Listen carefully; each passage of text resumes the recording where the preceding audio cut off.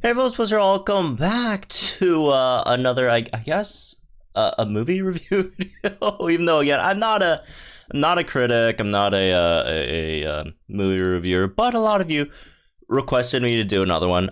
Since we did the last one with, I think it was Shang-Chi, right? I didn't do one with Eternals, although I probably should have, because folks are asking for that too. But I thought, I don't know, I'm not really much of a movie reviewer to actually do that, right? But again, we'll do one for Spider-Man because obviously it's one of the most highly anticipated films of the year, right? And I watched it and I liked it a lot. So as usual, we'll talk about. I want to talk about both spoilers and non-spoilers. We'll start with the non-spoilers.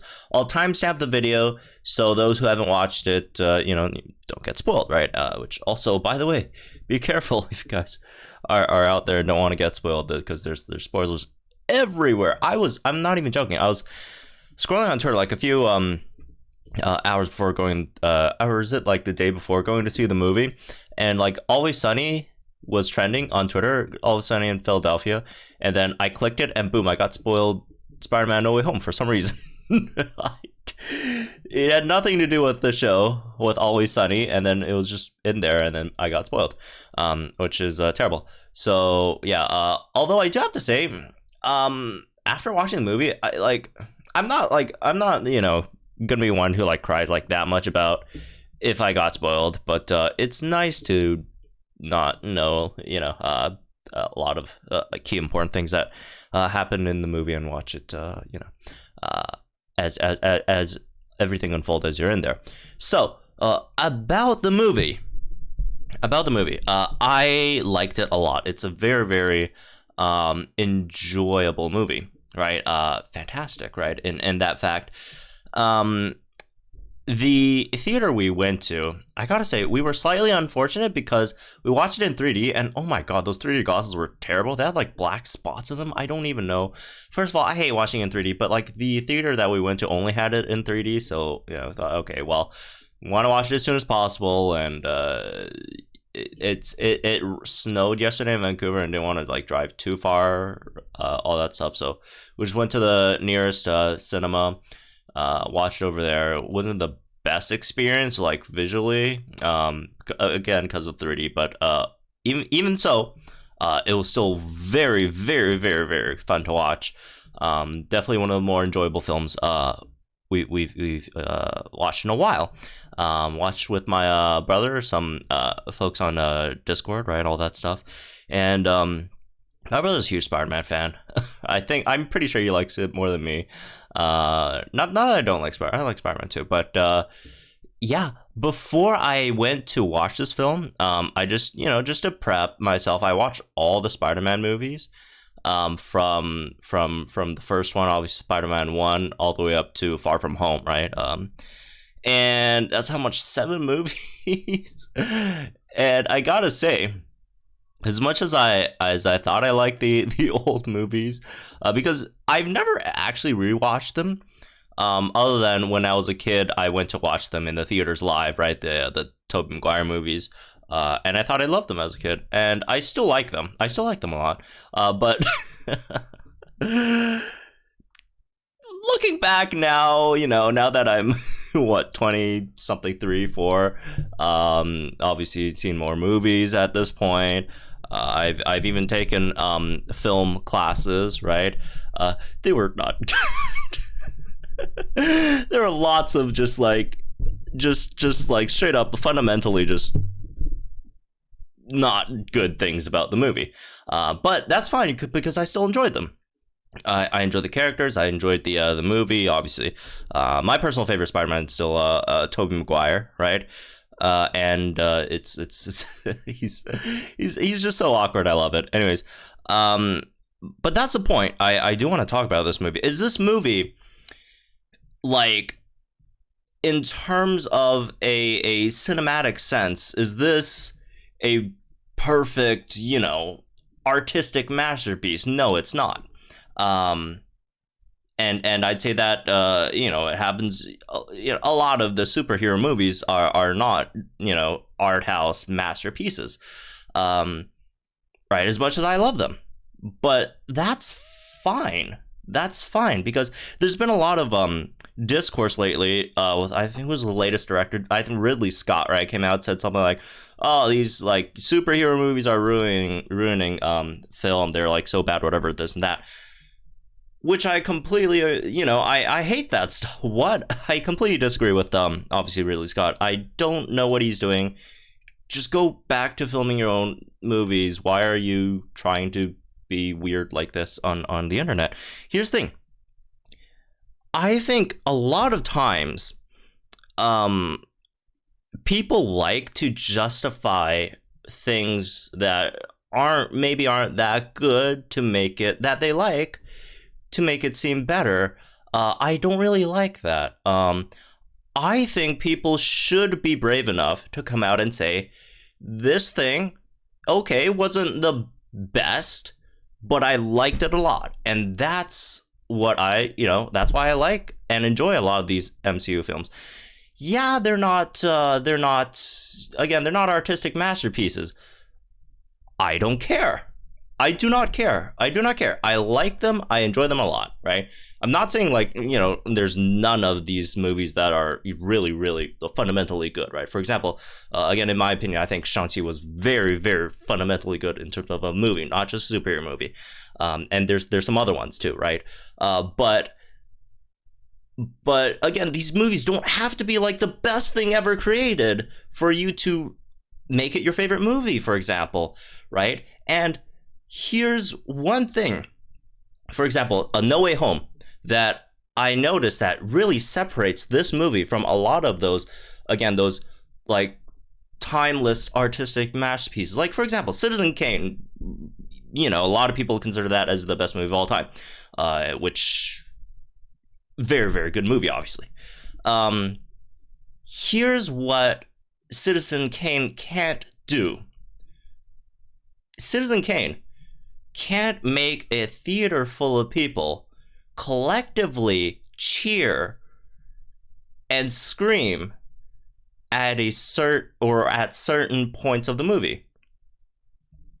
Again, Citizen Kane, fantastic movie, one of the best out there, right, of all time.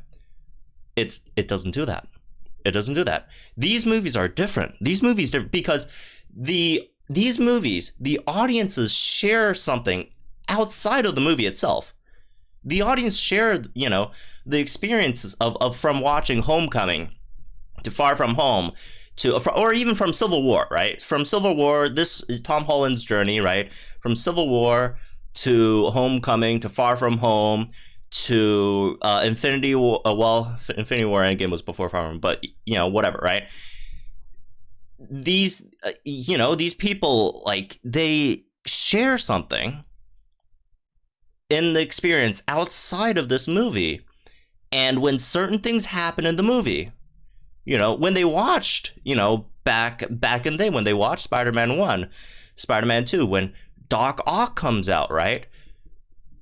People share certain things outside of this movie that connects them within the movie theater. Because here's the thing about movie theaters, they are designed to separate people. They're designed to take away the human connection, right? And to have you solely focus on what's happening on screen, right? For a lot of reasons, right? How the seating works, the dim lights within the theater, right? So again, you're only focusing on the movie that's happening. It makes it easier to focus on the movie, makes it harder to notice the people around you. The common etiquette of well, you're not supposed to talk during movies, right? So it cuts off all those human interactions and relationships with other people who are also watching the movie, which by the way, I'm not saying it's a bad thing. Like, come on, don't talk during movies. When we were watching, there's some people talking in the back, super annoying. But that's what movie theaters are designed to do, right? They're designed to cut you off from other human interactions around you to make you solely focus on the movie. However, these movies like No Way Home, movies like Endgame, Infinity War, right? They can give you, the audience, things that they could connect on that breaks even all the illusion of the movie theater setup, which I think, again, not artistic masterpieces, but these are things that a lot of those top critic rated films, they cannot do. They cannot do. And this is something that makes these movies special and are worth worth something to people who watch them and enjoy these movies. And that's exactly what No Way Home did. And that's why I don't think what Ridley Scott, and all these directors have been saying about these superhero movies are valid. Because if you watch something, like even at the very least, if you watch something and it means something to you, it meant something to you, right? As a person, then I think it's successful as a movie. And this is the Spider-Man. Do not get it wrong. This is the Spider-Man fan movie. And if you have been a Spider-Man for a very long time, this movie will mean something to you, right? And I think this movie, in that case, succeeds. It is a good movie, right? Again, regardless of, because there's definitely times in this movie where, sometimes the cinematography wasn't really on point. Sometimes there were a lot of places the lighting I thought wasn't that good. But again, it doesn't matter. It doesn't matter because there are other factors that make this movie good and meaningful.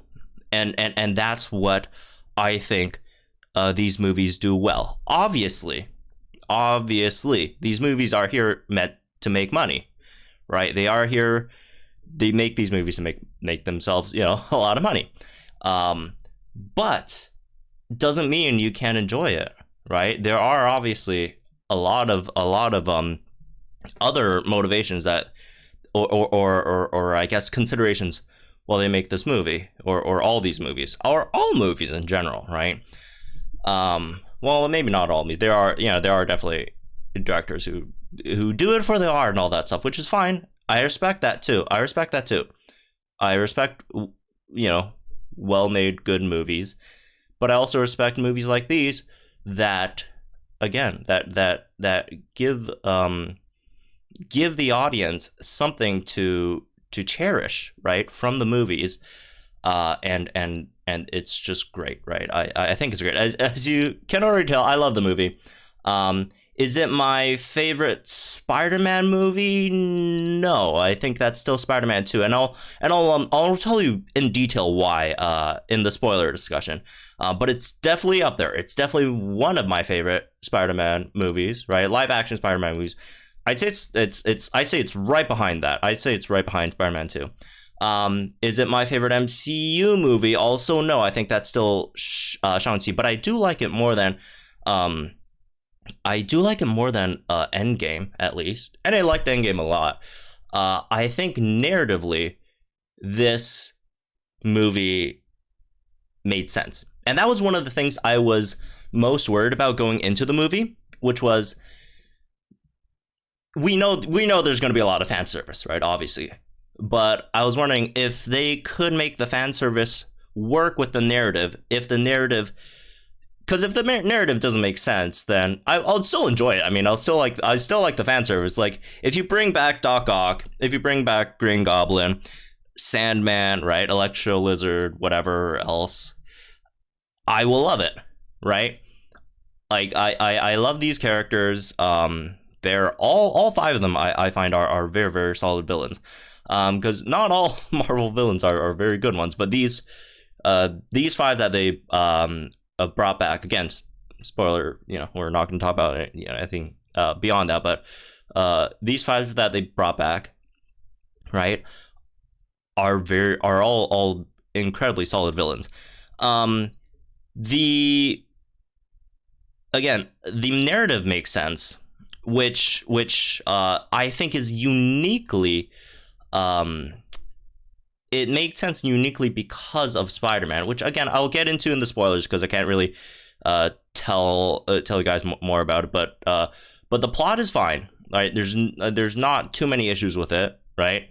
Their overall narrative is fine, right? In fact, I think it was very, very good, actually, very, very well thought out. The acting, I wouldn't say everyone was a 10 out of 10, but there were very, very good ones.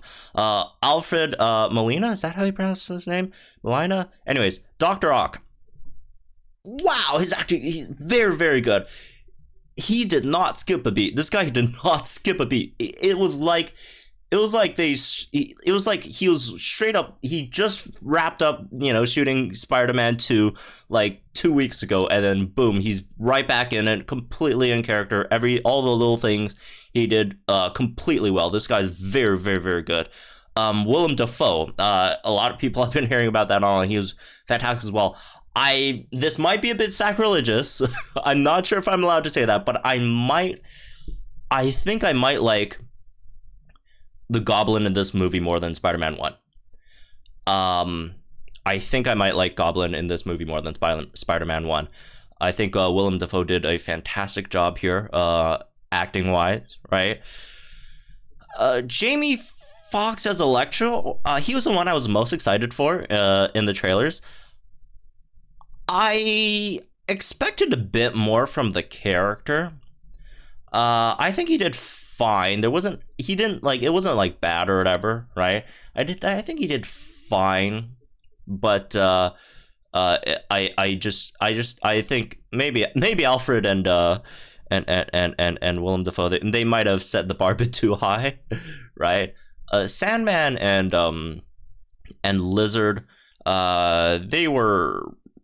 they could have been better. All right, I'll say.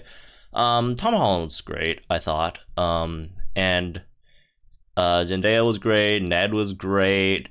Right, all these characters were really, really nice. There's a few that I didn't really like, which I won't really talk too much about until the spoiler section, right? What else? The music was good. It wasn't anything fantastic. I was never a huge fan of Spider-Man music personally. So again, it's just a personal taste thing, right? But yeah, I mean, so far, Phase 4 for the MCU, they've hit every single bar. Like, all these movies. Spider-Man's fantastic. Shang-Chi's fantastic, right? Eternals I actually liked quite a bit. I know it's not very highly rated critically. I personally disagree. I think it's really, really good. There's a lot of flaws with it. That's no denying. There's a lot of flaws with that movie, but I thought it was overall very, very good. I'd take Eternals over like a lot of the Phase 1, Phase 2 movies like any day of the week, right? I think it's one of the better Marvel MCU movies. Again, it's not saying too much because overall, these movies aren't meant to be artistic masterpieces.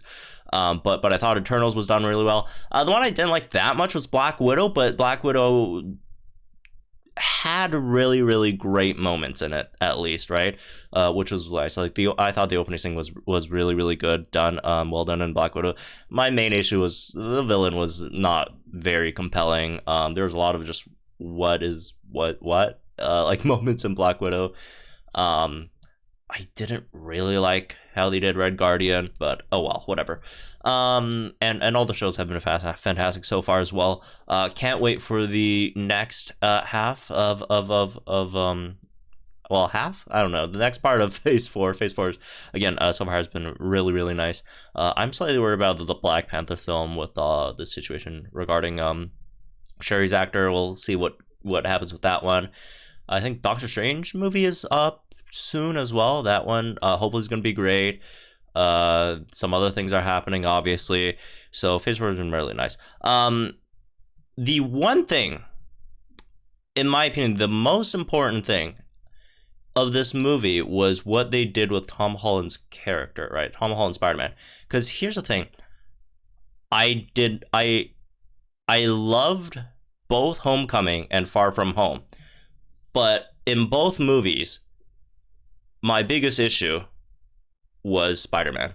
I did not like the MCU characterization of Spider-Man thus far, because in both Homecoming and you know what? I'll not talk too much about that. Well, I'll talk about why in spoilers, right? And I swear I'm not just a this old school Tobey Maguire fan hates the new Tom Holland. No, it's not that at all.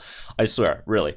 As a person who you know, again, I did grew up with the Tobey Maguire films, and I watched them. I watched all of them recently, and also, by the way, the Andrew Garfield films. After rewatching them, they really were not as bad as I first thought they were, or when I first saw them. They're actually pretty decent, right? I think the Andrew Garfield movies are pretty underrated. But anyways, but that being said, I think they did. I think they did Tom Holland Spider-Man right in this movie. And going forward with the character, I think they nailed the character. In terms of, again, going forward, what's going to happen, you know, all that stuff, what this character becomes. He is now the Spider-Man, right? I mean, he's always been Spider-Man, but obviously, but I think the character makes it the character is it's just better. I can't really tell you guys too much without getting into spoiler territory. But Spider-Man was good. The movie's great. Go see it if you guys can. Again, obviously there are a lot of lockdowns and stuff happening, so hopefully, first of all, you guys stay safe out there. But if you do get a chance, go watch the movie. I'm gonna guarantee you'll like it. I'm not gonna guarantee this is gonna be like your new favorite Spider-Man film. It's gonna be your new favorite MCU film, because I mean, it wasn't it for, you know, me personally. But I'm gonna guarantee you're gonna like it, right? I think it's very, very hard to dislike this film. It's gonna be very hard to dislike this film, right? So, all right, that's gonna be it for the non-spoiler discussion. Now we're gonna get into some spoilers. So, last chance to click off this video. Beware of the comment section as well. Beware of everything online, right? Because you don't want to get spoiled, obviously. So, all right, I'll give it like the last like 5 seconds. 5, 4, 3, 2, 1. All right, spoiler time. Okay. Oh boy. Wow. Here's the thing. When I talk about, like, I don't mind, like, I don't like spoilers, but after watching this movie, and I don't know why this is the first thing I brought up in the spoiler talk. After watching the movie, I was like, okay, if someone spoiled me the whole movie, I wouldn't have minded. I really wouldn't have minded, because before that, I was thinking, okay, what like big surprise are they gonna put in there? Because, like, you know, I never knew that Toby and Andrew were gonna be in the movie, but I had to, you know, I was like, oh, come on, they got to be in there, right? I was expecting it. The one I didn't, I was actually kind of expecting Charlie Cox in there as well. And outside of that, there really wasn't like any like huge big spoilers. So, like, if someone's just completely just spoiled the movie for me, I really wouldn't have minded that much after watching it. Not saying it didn't have surprises. It did, but, like, I personally wouldn't mind that much. But, yeah, the movie was fantastic, obviously, as you guys already heard ad nauseum in the spoiler free part. Or if you skip the spoiler free part, I love the movie. Very, very, very enjoyable movie. And let's start with I guess we'll start with the biggest things, which is Andrew Garfield and Tobey Maguire, right? So, the introduction of Andrew Garfield, I thought they nailed it. Because going in, again, I was expecting Andrew Garfield to be in the movie. I was expecting Tobey Maguire to be in the movie, right? But I didn't know how they were gonna, you know, introduce it to make it so that the audience wouldn't see it coming, because everyone's, well, not like everyone, but like a lot of people, most people, I'd say, going in were expecting to see those two appear, and the entire movie time they're gonna be sitting there thinking, well, at least I was, all right, show us Andrew, show us Toby, when are they coming? And they had to make it unexpected, right, to still give you a sense of the surprise, because again, I think they deliberately did this marketing. I think they wanted the world to know that Toby and Andrew were in the game. Well, not know, but at least doubt, like, maybe they're going to be in the movie, right? I think they deliberately did that on a marketing perspective. Not that I knew for sure. It's just a guess, right? So they had to make it unexpected, and I think they nailed it.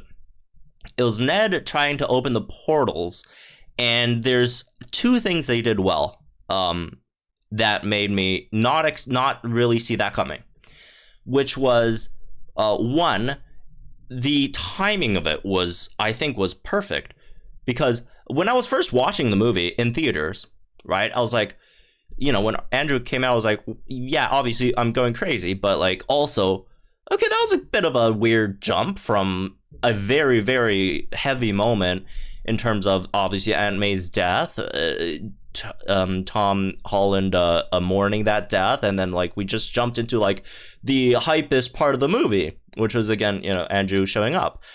But after the movie, I thought that fit perfectly, because the movie brought everyone into the mood of, because everyone at that point were very, very much invested in, oh my God, Aunt May just died, right?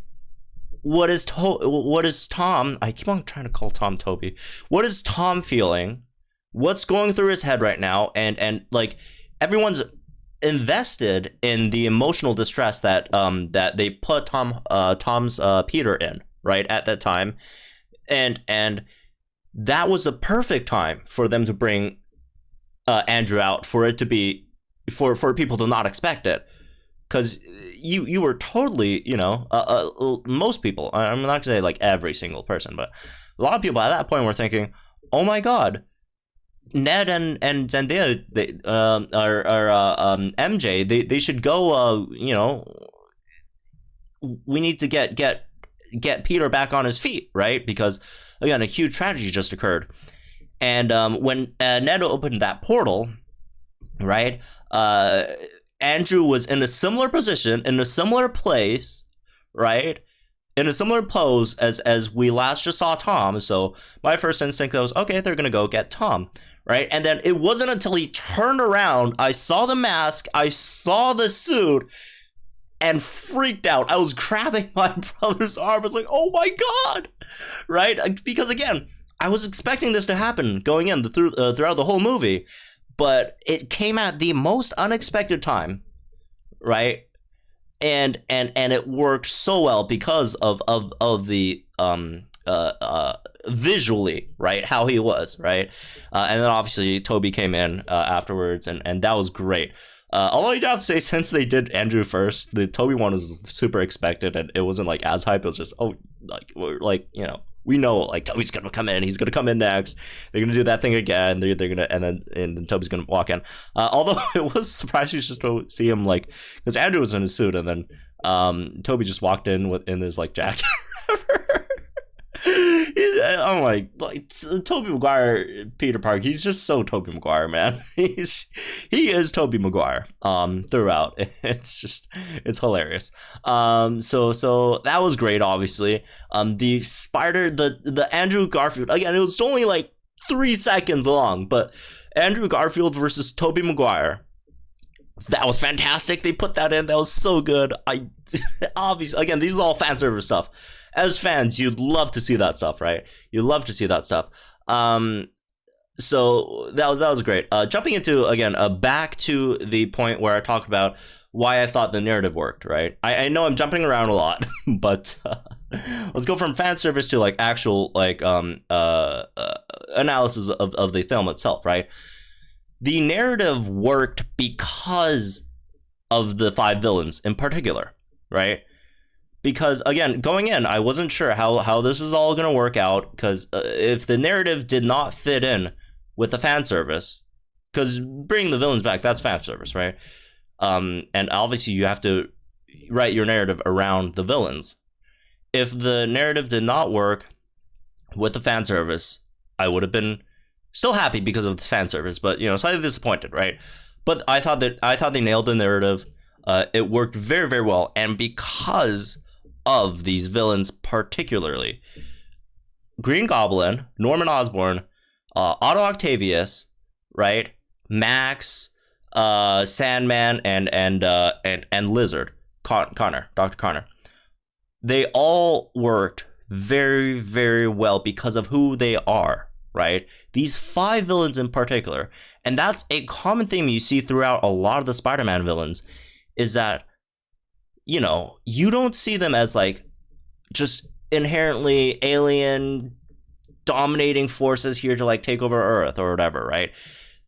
A lot of these guys are people who are either A, regular people, or B, people who were trying to make to improve humanity, right? These are all in of itself, right, good people before they went bad, obviously, right? Otto Octavius is a good person, right? Sandman, a very very relatable character, right? As well. Max, almost the definition of just a working class person who's out there doing their job, a nobody, right? That he talks about a lot, which is why I love Electro a lot, right? As a villain. What else? Dr. Connors, right? Obviously, he had his own disabilities, and his whole thing was he wanted to help, you know, disabled people, which is obviously good, very very good person at heart, right? Again, eventually they all went wrong. He wanted to enhance humans, whatever, that to turn them into freaky lizards. And Norman Osborn, right? Also a you know, okay, he does like he makes like weapons which are not like really that good, military weapons, but you know, as a character, he was a good father figure to Harry, right? Is at least an important father figure to both Harry and Peter, right? Interpersonally, he's a good person, right? So all of these characters, all of these villains, they were good people, and that's why curing them makes sense, right? I've seen criticism of this curing, like, oh, what why are you curing, like, what? No, I think this completely makes sense, because again, of two factors. One, the villains were inherently good people, right? All five of these that they picked were inherently good people that that Peter could turn back into good, again, either good or regular people, right? And the other thing was Spider-Man. You know, Spider-Man's thing. He's not, you know, he's not a killer, right? He believes in redemption for these people, right? Usually villains, and the combination of those two just made the narrative work, right?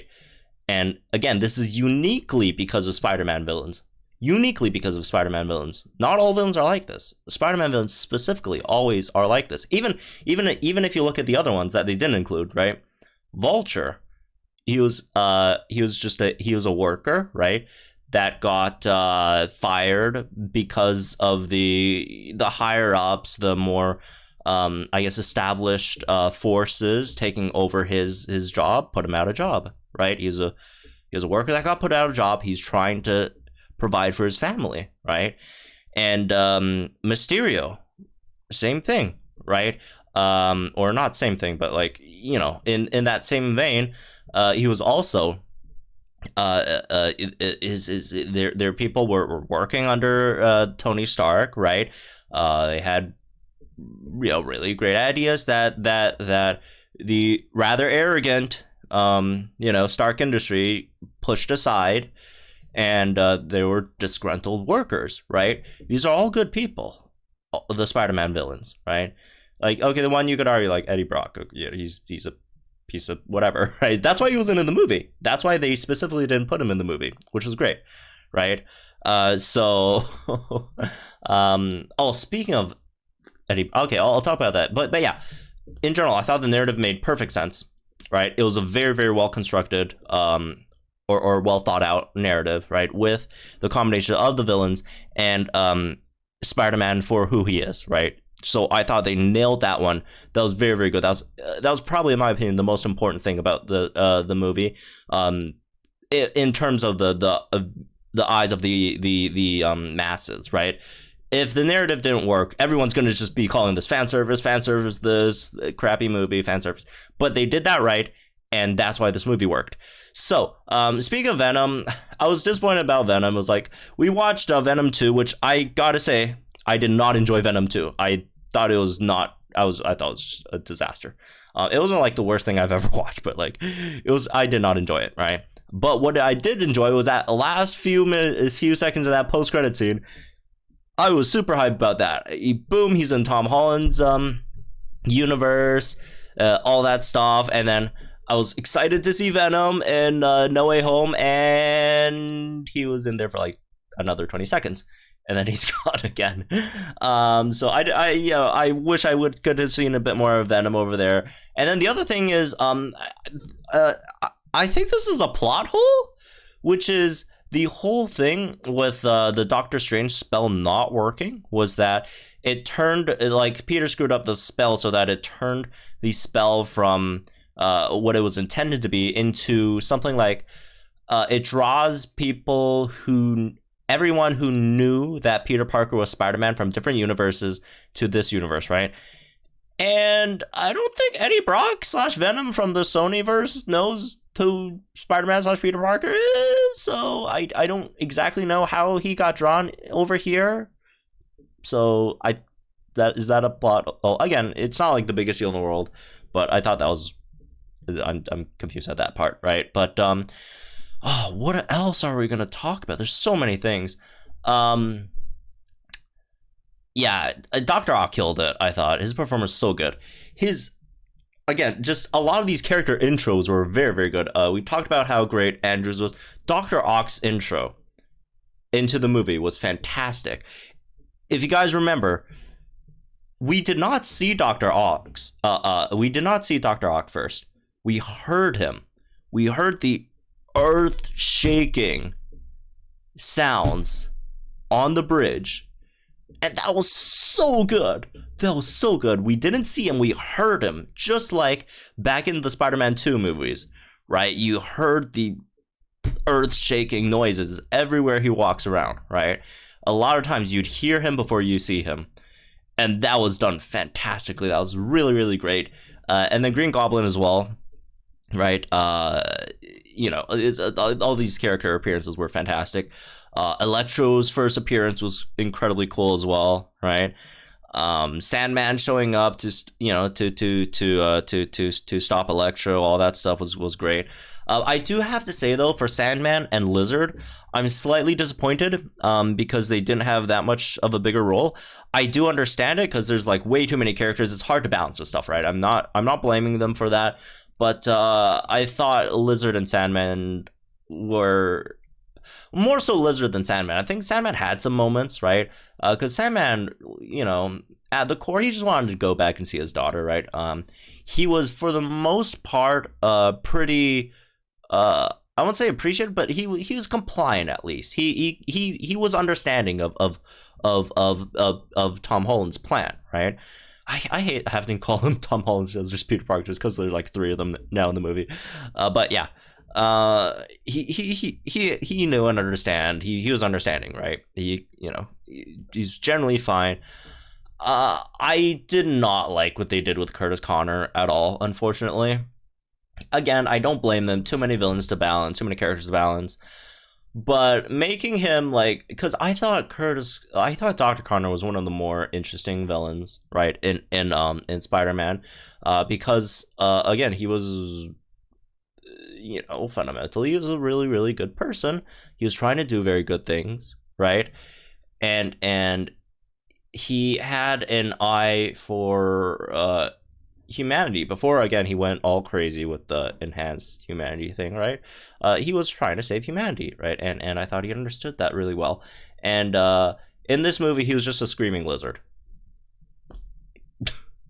For like 90% of the movie, he's just screaming lizard, jumping around, being like, doing lizard things, which I was slightly disappointed by.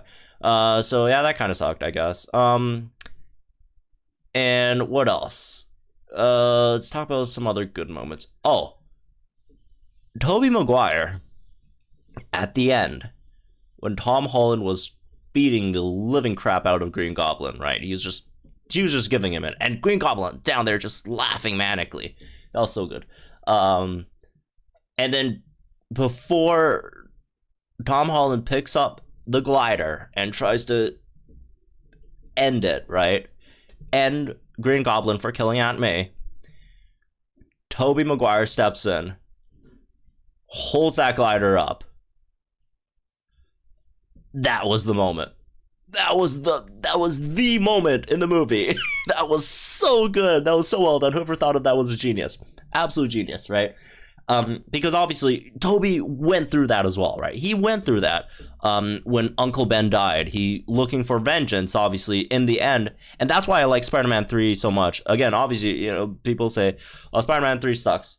Objectively, was it a good film? Probably not, but I liked it, right? And which is fine. I can like things that aren't. I can proudly say I like bad things. That's fine. Doesn't make it's not a statement on my moral character, right? On my taste of I don't care. I like Spider-Man 3 because of Sandman, the cool black suit, Toby being ridiculous. Right, the Bully Maguire stuff, and Venom looks cool. I like looking at Venom. He's a cool design character. Although I hated the Venom character in Spider-Man 3, but he looks very cool because I like Venom. He looks cool. But yeah, that moment was fantastic. That was such a good moment because again, at the end of Spider-Man 3, Tobey Maguire actively. He forgave Sandman and actively let him go. He let him go. And that resolved his whole, character arc that stemmed from the first movie when Uncle Ben died, right? And he knows that. He went through that. And now he's teaching Tom Holland that. And that makes Holland's character much more complete, right? That moment was so good. That moment was so good. To one, to tell him vengeance is not the answer, right? And to get him back on track. We're here to cure these guys. That's what Spider-Man's about. Spider-Man's not about, killing people for vengeance. He's about, redemption for people, right? And then Andrew gave him the cure. He put it in, which, by the way, these people at Marvel scared the living crap out of me. I thought they were gonna kill off Tobey Maguire's Spider-Man like that. They scared me for like a solid 5 minutes. Oh my god, like I was so scared they were gonna kill off Tobey Maguire's character. Not that I'm hopeful he'll, reappear in future movies, because he's like 50 years old. He has back problem, right? Which, by the way, they showed in the movie as well. And I don't think he's gonna come back to. I would love it because again, I love Tobey Maguire's Spider-Man. I would love it if he came back to reprise role, but I don't think it's happening. But I still don't want them to kill off the character, because even if they don't do movies in the future, at least in my mind, I could think, okay, maybe he goes back, he does this, whatever, right? At least the character still lives within the audiences, right? So I was so scared they were gonna kill him off. I was like, oh my god, don't do it. And yeah, that was him lying there does remind me of whose death was it? Was it Holland's death in a death or blip, whatever you want to call it, in Infinity Wars? Like the lighting, everything, like the camera angle, like it mirrors it a lot, and I thought that was great as well. Speaking of other great things, they did a lot of obviously memes and all that stuff. I'm somewhat of a scientist myself. I thought the delivery was not that great. As well as Willem Dafoe acted throughout the movie. I thought that line delivery was kind of awkward, but who cares? It's just all for the memes, which is fine. They did the Spider-Man pointing thing. They did the weird web thing with with Tobey Maguire. That was slightly awkward. But yeah, whatever. They did the joke with the Avengers. Holland being in the Avengers, right? What is that? A band? You're in a band? Oh, great! You're in a band. That was nice as well. Yeah. I don't know. This is a good movie. A lot of great moments. Obviously, again, what they did with yeah, I said this in the non-spoiler part, but I do think I like this. I think Willem Dafoe's Goblin performance in this movie I think it was better than the first one. Because rewatching the first one a few days ago, one of the things I didn't really like was Goblin. I thought he was too cartoonish, right? A lot of just straight up just cartoonish evil character moments, right? Like when he went up to kill that board member with a bomb, like it didn't like explode or whatever. It just like instantly turned them into like skeletons. Like that's just what are we do? That's just so cartoonish, right? And like Goblin in here is this very scary, frightening monster, right? He was scary. He was scary, right? He would scare anyone in that situation. Like, something is wrong with that guy. And I thought the scariest part was before he went all nuts, Norman was very cooperative. He looked very pitiful, right? You'd feel bad for him because he lost his son. He's in that mental state. He's very lost, right? I mean, Aunt May specifically said that he's completely lost, right? And then like turning on a switch, right? Just instantly going into like goblin mode, very cunning, obviously, vicious, right? And just cruel, just very, very cruel, incredibly cruel, right? The part where he killed Aunt May, right? All that stuff. And especially at the end. One thing I didn't like how they did Aunt May's death. Right. We talked enough about positives, and there's more positives I do want to talk about. I did not like Aunt May's death, personally. I think it wasn't as impactful as either of the Uncle Ben deaths, which says a lot because this Aunt May, and don't get me wrong, I like this Aunt May. I like her a lot. I'm slightly pissed off that they killed her off. But this Aunt May, right, had way more screen time than both Uncle Ben's, and I thought both Uncle Ben's deaths in Spider-Man and Amazing Spider-Man, I thought were more impactful than her death. I'm not saying it wasn't impactful because it was very, very important for the story. Don't get me wrong. This is a very, very important plot point for the story, narrative-wise.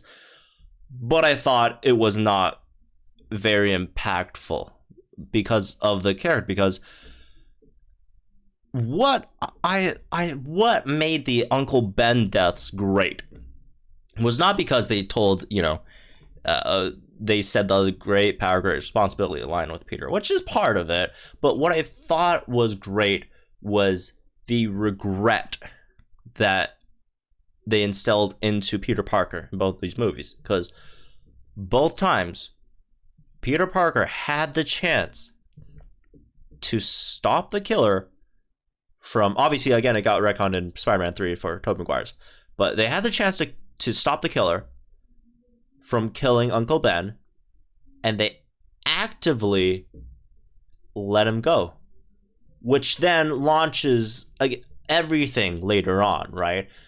Why he, part of why he becomes a superhero, why he helps others, actively helps others for no return, right? Why he does all that stuff, and again, and especially again in Tobey Maguire's arc, the whole vengeance thing, right?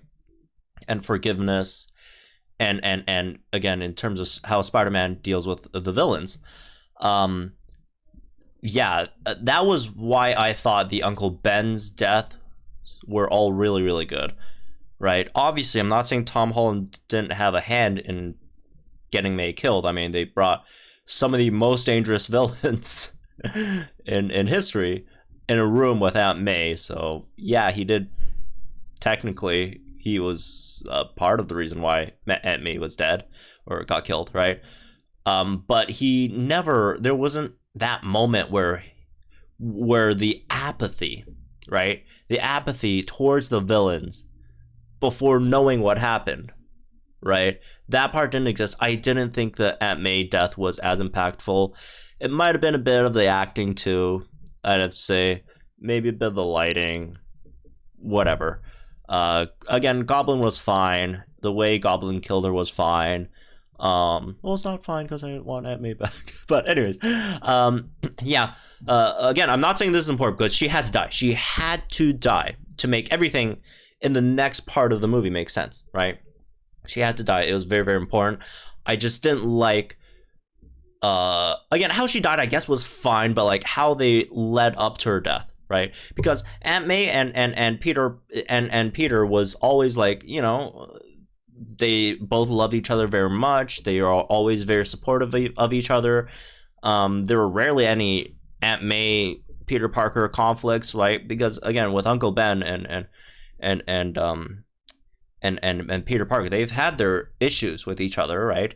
And the issues that they've had, you know, always showed the inexperience and immaturity of Peter Parker in those movies. So I did think what they did with Aunt May, I thought it could have been done better. It could have been done better. That's probably my biggest issue with the movie. Okay, yeah, biggest issue. Yeah, second biggest issue. Again, not a huge, not a huge issue either. It's just the first part of the movie was the pacing. I didn't like the pacing for the first part of the movie. Right after like the 1 hour mark, it was fine. Right, everything rolled into motion, and you just don't want the movie to stop. You're hoping there's more time left so you can see more. But the first part of the movie, pacing was you know, took a while to get moving. Although there were great parts in the first part of the movie. Charlie Cox was really nice in the brief time that he was on screen. I really liked the part where they were being questioned by the federal agents, right? And then Peter was in there, and then you saw Aunt May and MJ outside just telling you, don't say anything, ask for a lawyer, don't say anything, ask for a lawyer, you know, screaming at Peter, which is what you should do, by the way. If you ever get caught in that situation, the only thing you say to them is, lawyer, I want my lawyer, where's my lawyer, right? Because you don't talk to them unless you have a lawyer, right? Present. And then Ned, right after, she just spills everything. And then the fairy's, oh, so you're the accomplice to the criminal. That was the really, really nice as well moment. But yeah, like the first part, like before Octavius showed up, was like kind of whatever. One of my favorite parts of the movie wasn't any of the battles or whatever. It was just in the dungeon of Doctor Strange's dungeon. You have all the villains in there, and they're just talking amongst themselves. And that's some of the best parts of the movie as well. Just people talking amongst themselves. Like, the action was fine, right? You know, it was cool and dandy. But my favorite parts of the movie were just them talking amongst themselves. You know, Octavius and you know, all these villains just talking about their experiences and their universes, exchanging all those, right? One thing I liked a lot was when Octavius was talking about Norman Osborn, he was like, you're chasing someone, you're either chasing someone else or you're chasing a ghost, something along those lines, because he knows Osborn died. But the irony was so good. The irony of him not knowing that he also died while he was telling Peter, oh, you can't find him. You know, that's impossible because he's already dead. And the irony of him not knowing that moments later in his universe, he is about to die as well. And then Sandman then telling him, I think it was Sandman, right? Yeah, Sandman telling him, Otto, you died too. That was just chills. That was so good. That part was so good, right? Yeah, just people talking amongst themselves, you know, some of the best parts of the movie. Obviously, every time Toby, Andrew, and Holland talked among themselves was fantastic, right? You have to cherish every moment of those, because this stuff does not happen too often. This stuff does not, like, a lot of movies, you'd say, you know, in another IP, you'd say, oh, I'd love if this character from this previous, you know, version of this movie appeared. That would be great. But they never do that. They actually did it this time, and it's so good. It's one of the best franchises to make it happen in, right? That was fantastic. I loved it. Every single moment of them talking amongst themselves were just a treasure, right? Absolute treasure. So, all right, now let's talk about the most important part of this movie, to me personally, because like I mentioned before in the non-spoiler review, again, my favorite my favorite Spider-Man is still Tobey Maguire. My least favorite was Tom Holland's. And as much as I liked Homecoming and Far From Home, in both those movies, my biggest issue with both those movies was Peter Parker, Spider-Man. I did not like the characterization of characterization of the Tom Holland Spider-Man in the MCUs. And here is why, specifically. Because Spider-Man has always been, and this is why Spider-Man is great. You can tell me that, oh, he's not supposed to be like this. That's just what you think. That's just what people made up about him. There's so many different versions of Spider-Man, which is true, right? But the reason why Spider-Man appeals to me is because he's fundamentally a working class hero. He is your friendly neighborhood Spider-Man. He's a working class hero. He has working class problems, right? That's what a lot of people always compare Spider-Man to Batman, right? From Marvel and DC. And the biggest difference between these two characters is that Spider-Man is the working class hero, and Batman, and I love Batman. I love his suit, all that stuff. But Batman, on the other hand, he is a rich billionaire, right, who inherited massive wealth from his family. And he's a bit of a douchebag. He's a bit of an asshole, right? He's angry 24/7. He's not, he literally has a butler, right? Like, that's how he has an estate. That's how rich he is. He is the rich person superhero, and he's just doing superhero things because he likes it. He enjoys it. And on the other hand, Spider-Man has again, why I like Spider-Man is because he's been portrayed as the working class hero, right? He has, again, all those working class problems, and he helps people because, not saying Batman doesn't want to help people, Batman wants to help people as well, right? But he helps people because he wants to help people, because he empathizes with other people, because he knows the situation. He's lived through that experience of being, a nobody, working poor, right? All that stuff. And the thing I did not like about the characterization of the Spider-Man in the MCU movies was how, and I'm not saying he's not poor, because he is still very poor in these movies, right? Is how he's always trying to get the recognition of Tony Stark, which is another billionaire, right? Probably one of the biggest, most rich people in the world, right? He's always trying to get the recognition of Tony Stark, get into the ranks of, Stark Industries, and get with the he's just looking for the recognition from these people, instead of developing his character through his own struggles of being where he is, right? Of being this working class hero.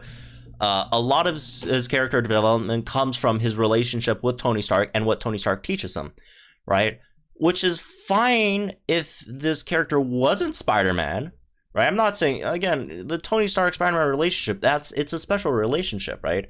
I'm not saying that's a bad thing, but I just don't like it when it's Spider-Man, right? Because, like I mentioned before, Spider-Man always, to me, was the underdog. He was the working class, I've said this like a billion times, but that's what he's always, meant, at least, again, to me. Again, he might mean different things to you, but for me personally, and that's what I didn't really like about him, right? He's just going to these billionaire fundraisers all the time, showing up as Spider-Man, this and that, right? He's just buddy with all these, like,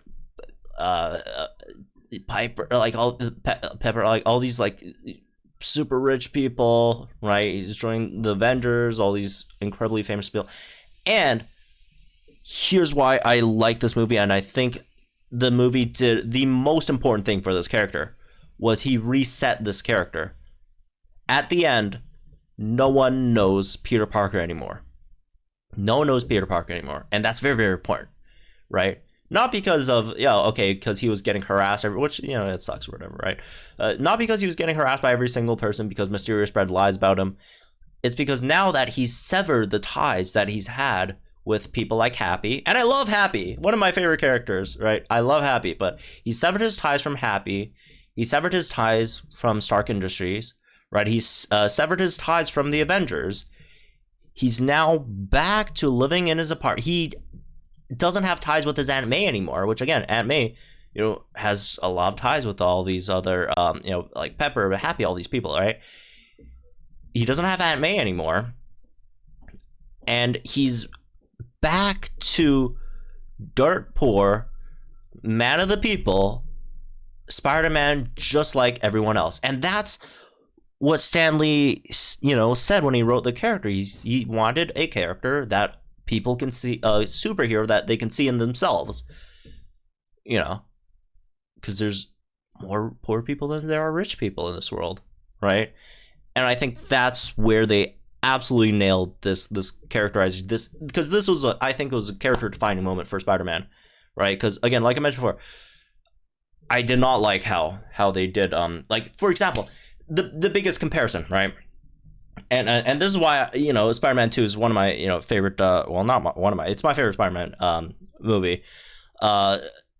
In Spider-Man 2, at the beginning of the movie, what is Tobey Maguire doing, right? What was his problem? He was having issues in class, right? He's going to class. He's a brilliant student. He just does not have time to turn all his homework, all that stuff. Why? What was the reason for that? Well, it's because he had like 3 other jobs on top of having to go to school, right? He's delivering pizza. He's taking, he's doing freelance work for photography. He's doing all this other stuff. He's just like, again, a lot of regular people living in New York, trying to make something of their life, right? But not even only that, just trying to, the bare minimum, just to stay alive, to feed themselves. They're doing all this work. He's going to college still, right? He's still a very, very great student, brilliant student, all that stuff. And you feel, you relate to, characters like that. He's a working class, hustling every single day just to get by, even though he has these superpowers, right? He has these superpowers. He's not, just using these superpowers. And I'm not saying Holland does this, but like, Spider-Man, you could easily just use his superpowers, make a ton of money, be one of the richest people in the world, right? But he's just getting by day by day by his own means. And that's, I think, in my opinion, the best characterization of Spider-Man, right? And he has all these issues, right? Because again, not only does he have financial issues, life issues, he has issues personally with, obviously with the situation with MJ, all that stuff, his school, societal pressure of being who he is, and again, that's why I thought Spider-Man 2 was very, that was the quintessential Spider-Man film, in my opinion. Again, you could disagree, that's fine, right? If you like this one more, if you actually hate Spider-Man 2, that's fine too, right? But that's just in my personal opinion. That's why I thought Spider-Man 2 was very, very good, and why I didn't like the Tom Holland Spider-Man up to now. But they fixed it here. They completely fixed it here. He doesn't know any of those people anymore. He has none of those ties. He has to work back from the bottom, by himself. Which, I'm not saying Tom Holland Spider-Man has never gone through that. He might have, but we never saw it on screen, right? The first time we saw Spider-Man was when he took Cap's, shield in Civil War. He was like, hey guys, like, I'm already in here. I'm with Tony Stark already. We're buddies, Avengers, doing stuff. And that's why I think this film nailed it. And that's why I'm very, very excited for the next movie. I'm very, very excited for the next movie. Like I mentioned before, I do like Shang-Chi more than this movie, but I'm more excited about seeing Spider-Man 4 than I am Shang-Chi 2, because there is something I'm looking forward to. They gave us something to look forward to, and that is how Peter reconnects with his personal life, but how he builds himself up from the ground up as this, this everyday, friendly neighborhood Spider-Man, right? And that's what I think they defend. Oh my god, I'm an hour in this video. What? How am I talking about this thing for an hour? Anyways, there's so many things I still want to talk about, though. All right, I'll quickly wrap up a few points. Ned was great, and that's fantastic. That point where he was talking with Andrew Garfield. Oh no, the most important thing. When I saw the trailer, I tweeted this on Twitter. It's like, in the movie, in the trailer, when I saw MJ fall from the thing, I tweeted this on Twitter. In the movie, they have to make Andrew Garfield catch MJ in that movie, and they did it. It was so good. That was such a great moment, because obviously, he failed in catching Gwen Stacy, and he had inadvertently caused her death, right? And then this time he came down, he didn't do the web thing, he went down with her, caught her with his body.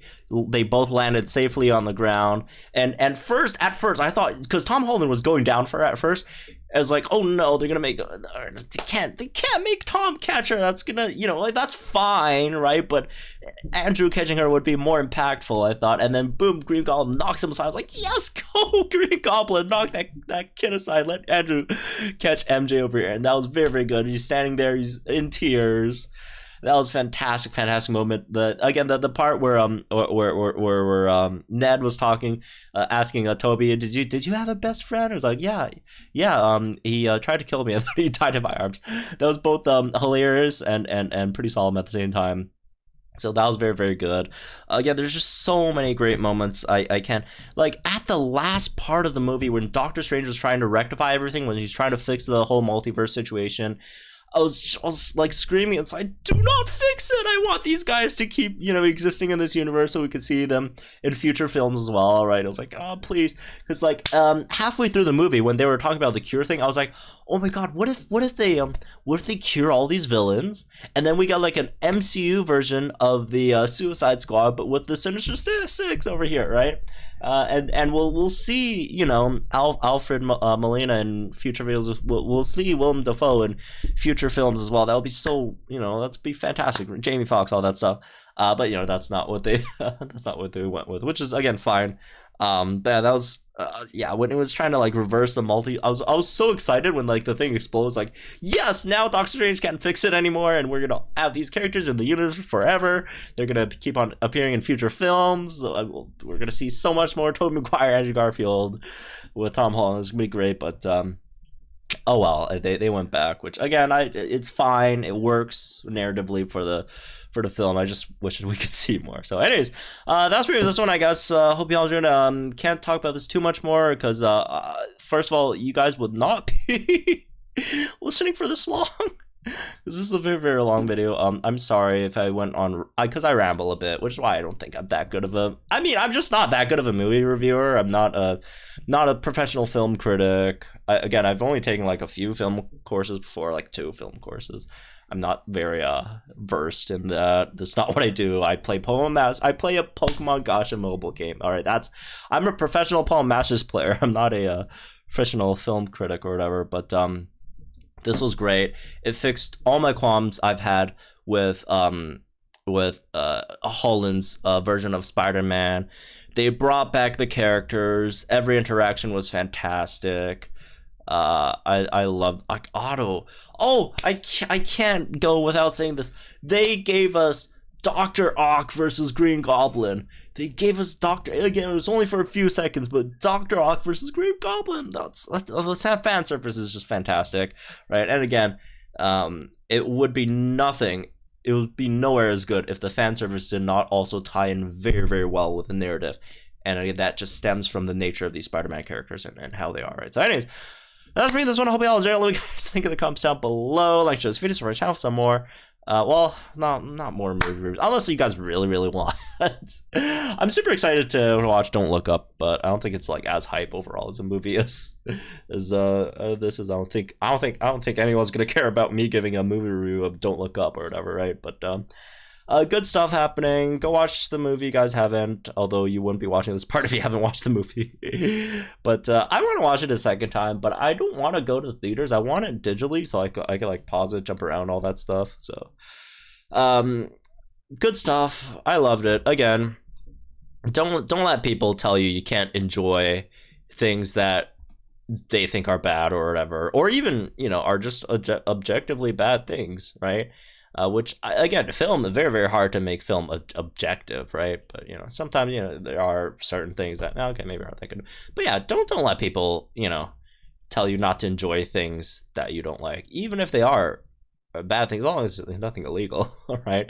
Like, my favorite Jurassic Park movie is Jurassic Park 3, which is arguably, again, a lot of time people think it's the worst one, but it's my favorite one. I don't care. I like Spinosaurus. It looks cool. I like when it looks cool. I like when it does stuff. That's why it's my favorite movie. Very, very simple. You don't have to go through, oh, narrative wise, it's blah blah blah.